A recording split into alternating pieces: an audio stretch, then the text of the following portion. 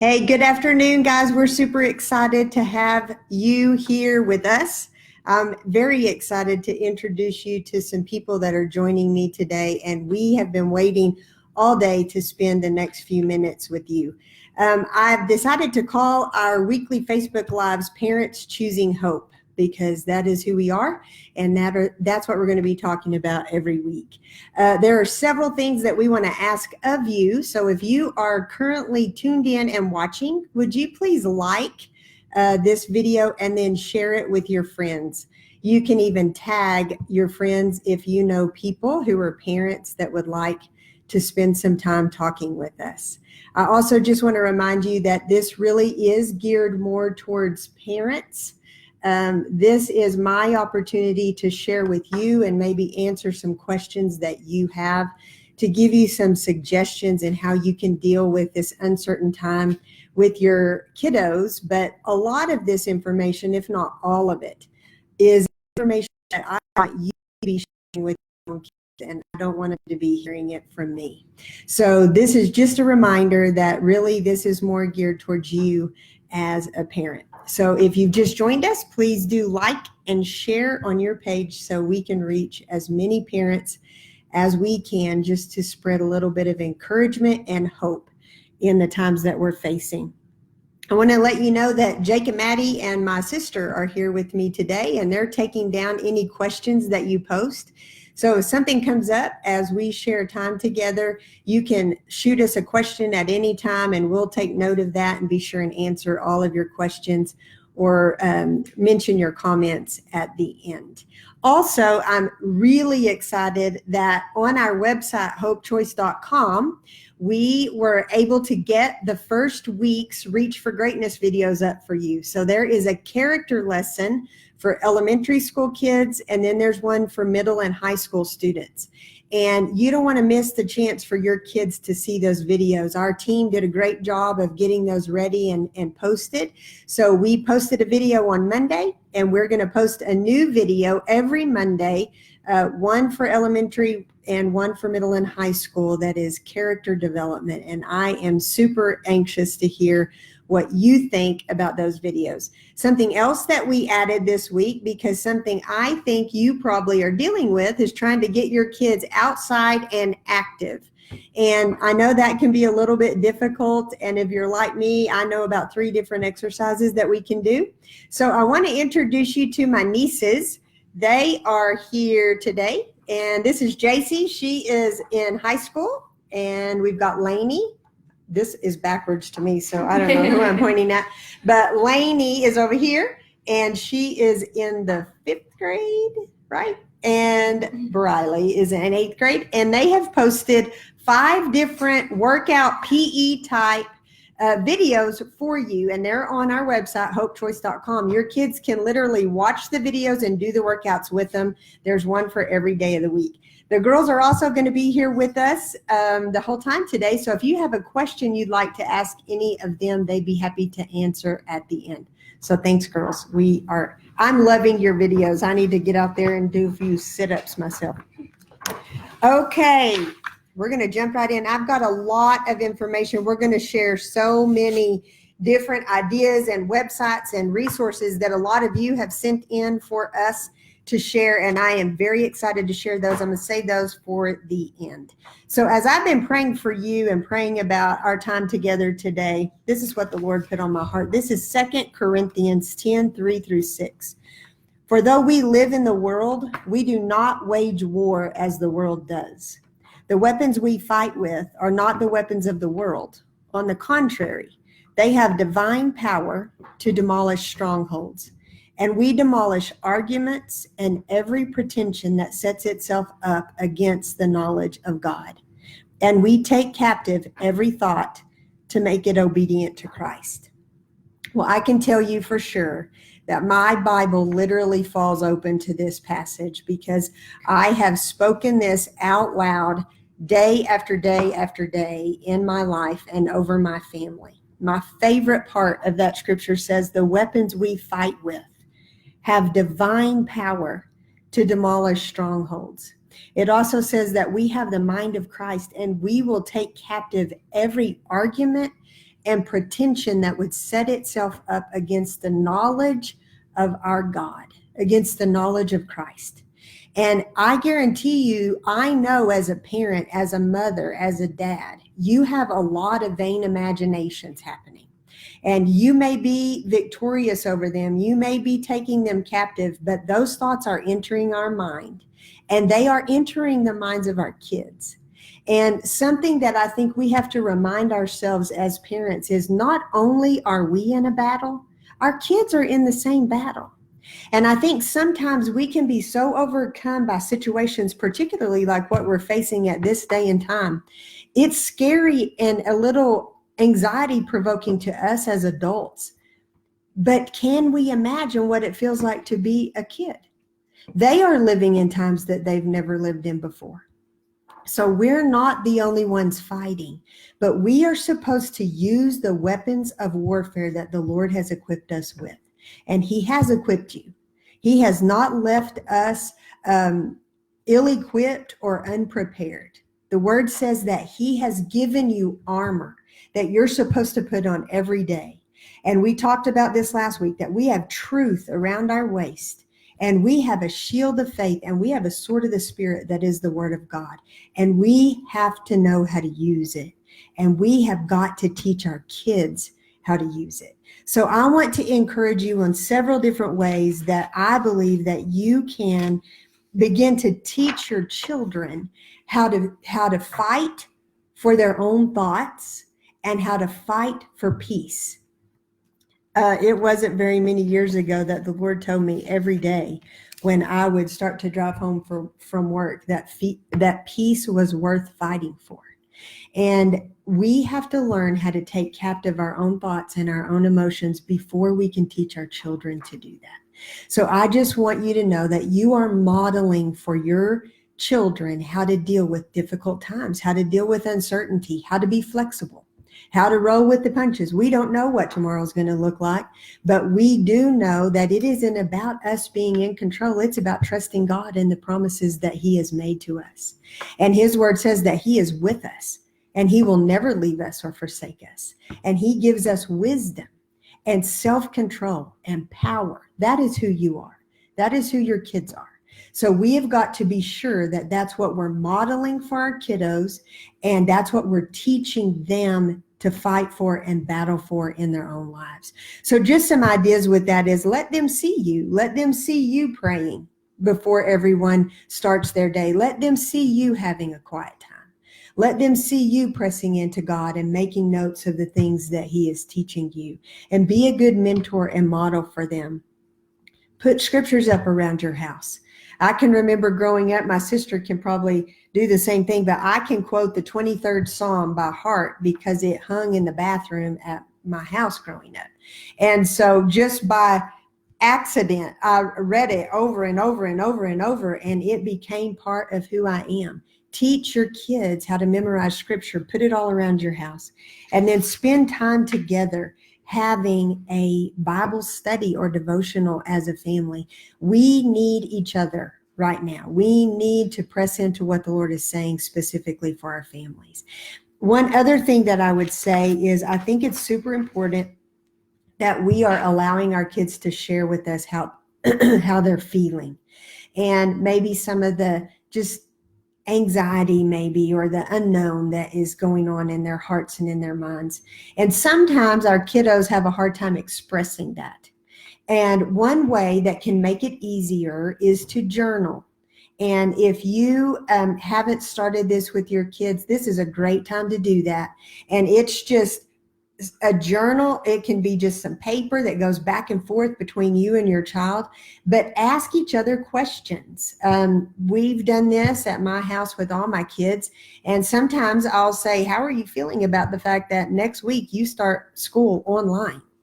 What does that make you feel? What are you worried about? And then let them have opportunity to just write out their feelings. So when you ask them a question, you leave the journal on their bed, and then they will answer you, and they leave the journal on your bed. But it's a great way to allow our kiddos to express themselves and to think about how they're really feeling, and maybe some questions that they might want to ask you. Super important that we remember that as adults, we're not the only ones feeling stress over this. Our kids are feeling stress too. And it's our job as their parents to reach out and try to make an impact and try to help them.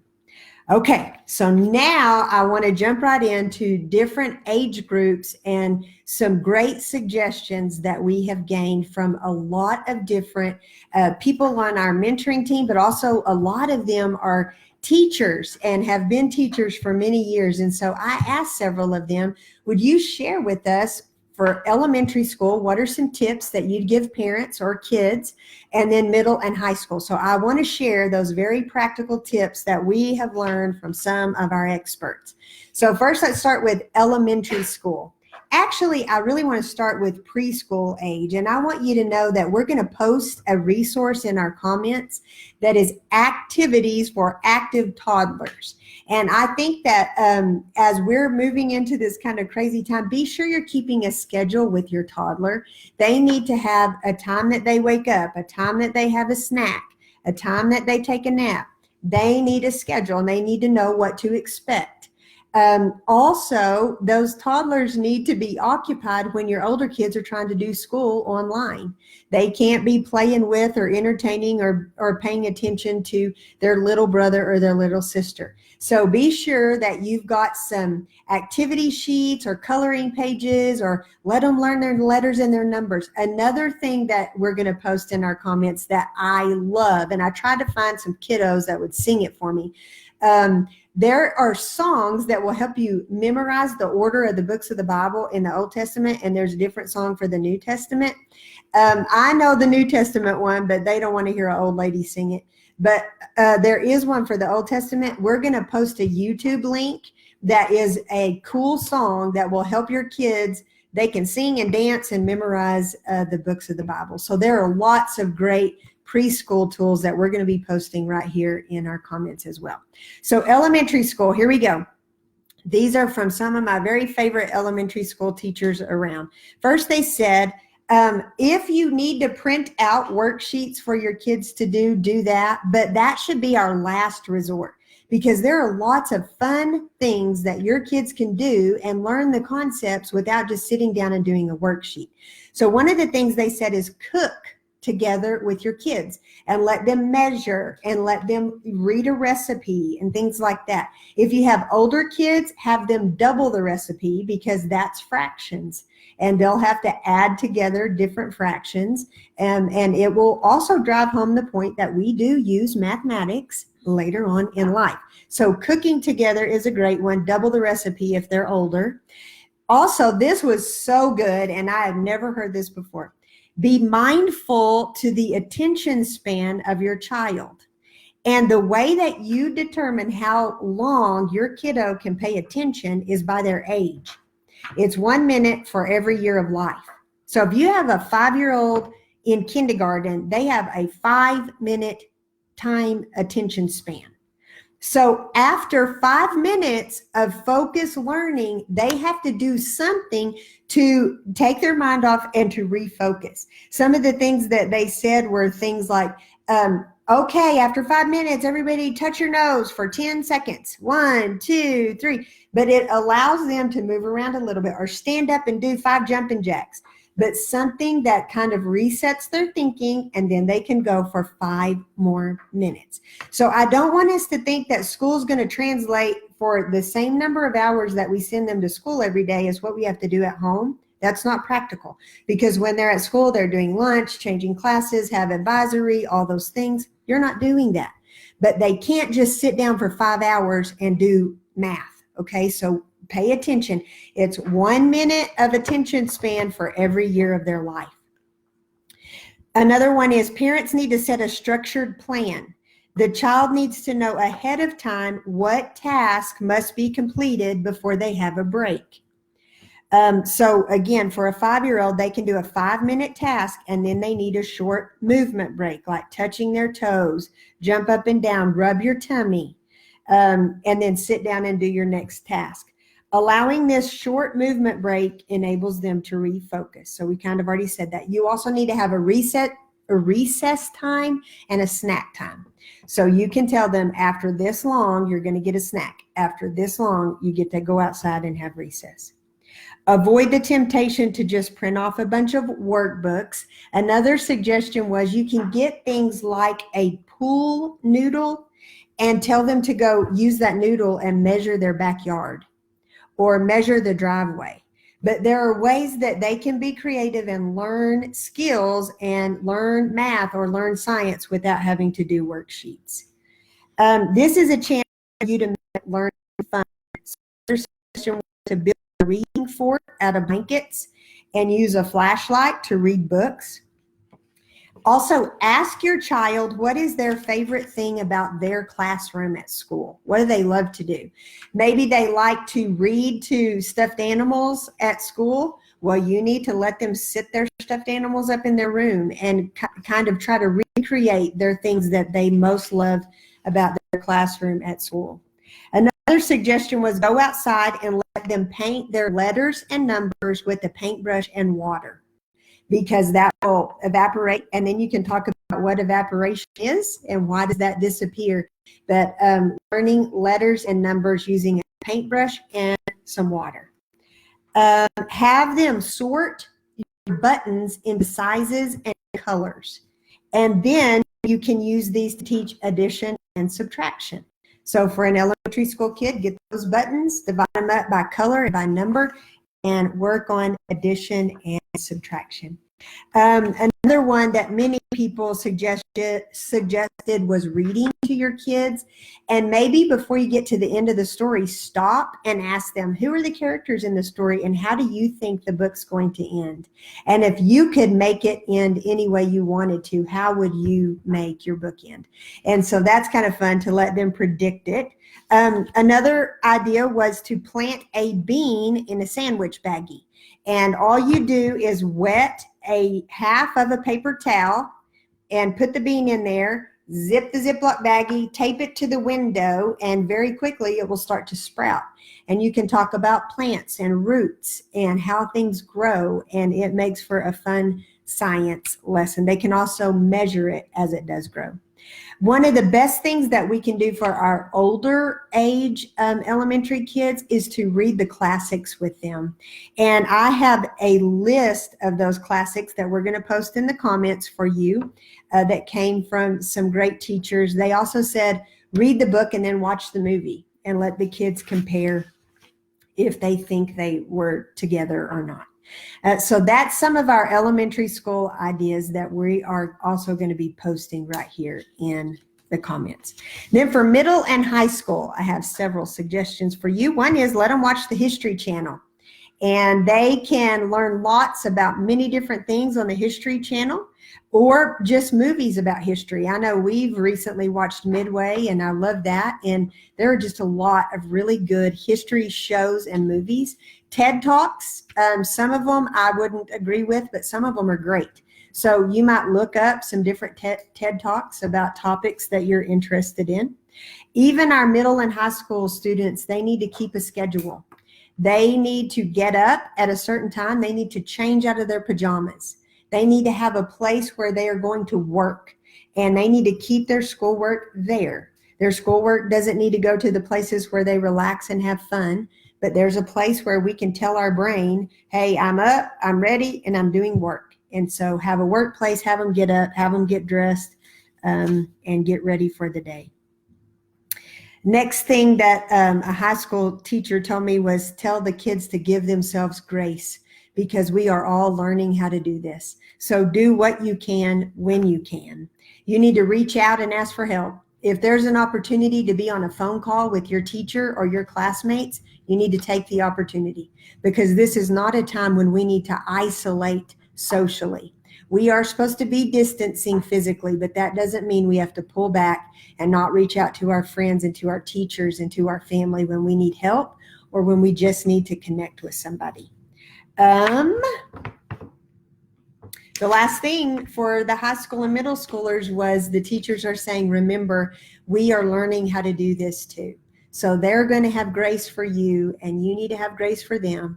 And they miss you, and they wish that this weren't happening, just like we all do. But we are all going to make the best of this, and we can do this together. You guys are strong enough to do this, and we're going to do it, and we're going to do it well. For college kids, I actually have 2 college students who are home, and their school sent me a list of things as a parent that parents of college age students should remember, and I thought it was fabulous. So I want to share that with you. It said, give them plenty of privacy. These are young adults. They are no longer our little sweet, precious Johnny and Janie, and they have lived apart from us, and we need to give them privacy, and we need to have respect for them. We need to be clear about what our expectations are, and the house rules is the way that the school said it to me. And I think you need to let them share as well. What are their expectations? What do they want? And how would they like for things to go? Another suggestion was, remember that college kids are probably going to stay on college time, which means they probably aren't working on stuff at 6 a.m., but they might be just getting started around midnight. So let them do their thing, give them some space, and trust that they are adults and they do know how to handle it. Don't underestimate the amount of time that they're going to have to spend. And I think for our college students, just helping them understand, this university said oftentimes online classes actually take more time than in-person classes. So we can't take that lightly, and we can't underestimate that. It's important that they set a new schedule, that they get on a schedule themselves, and then allow your kids, whether they're college students or any age, to share their feelings and share their emotions about what's going on. We can't fix every problem. We can't fight every battle, but we are in this together. And we are not operating out of fear, but we are choosing faith, and we are choosing hope. And it is about our control. We do not have control. He does. And we're going to continue to trust him, and we're going to continue to be the body. The last thing that I would say is, I want us to encourage not only our kids, but ourselves to fill the gaps. And we are in a unique time in history. There are lots of needs, and there is a lot of opportunity for ministry. And it doesn't matter how old you are. And a conversation that my college kids and I and my husband have had is, what can you do? How can you make an impact? These are the cards that we've been dealt. We've got to play this hand. But there is a way for you to make an impact, and there is a way that you can reach out and point other people towards Christ. And it doesn't matter if you're in kindergarten or if you're 46 like me. So please be encouraged. This isn't a time to take a vacation from being a believer and from reaching out and loving people and helping people see him in the midst. A few other things I want to be sure that you know we're going to post in our comments is there's a link to Audible. Audible is online books, audio books. They are allowing kids to download books for free. So we're going to put that link in the comments. There's another organization or website called Code Break. We're going to put that in our comments. San Diego Zoo. This is awesome. We're going to put that link there too, but San Diego Zoo will take you through the zoo, show you all the animals, and tell you a lot about them, and I think that's super fun for your kids. Yellowstone National Park is giving a tour as well. We're going to put that link here. And then indoor activities for toddlers. We're going to share that link. And then there's one called Favorite Kid Books that are read by famous people. So if you need just a minute to get snacks or lunch or something, or even just to have a moment of quiet, you can turn on one of those books and let someone famous read to your kiddos. You guys can do this. And one of the things that I just keep saying over and over and over is, you were born for this. We're not afraid, because you were born for this. And the Lord is ready for us to respond. And I'm so anxious to hear all of your stories. Did we have any questions? All right. Did y'all have anything you wanted to share? Okay. Well, if you have any questions that you want us to answer next week, you can share that in the comments and we'll be sure we cover it next week. Again, our website is hopechoice.com. You'll find the character lessons are up, and so are our PE classes. One more thing I wanted to mention, we do have an awesome teacher on our speaking team named Kim Benson, and she is going to lead a PE class live on Tuesday at 11 o'clock Central Time with the Amarillo Town Club. So you can log into their website Tuesday at 11 and see Miss Benson. She's incredible. You don't want to miss that. And we're going to also be posting some videos from some very precious and special kids in my life, just sharing with you and encouraging you and your kids. And we would love for you to respond with your kids doing videos too. Let me know how we can help you. My email address is cgibbs@hopechoice.com, and I would love to hear from you. Let us know what you need. We will do anything that we can to encourage you and help you guys through this crazy time. But you are parents who are choosing hope, and I'm proud of you. See you next week.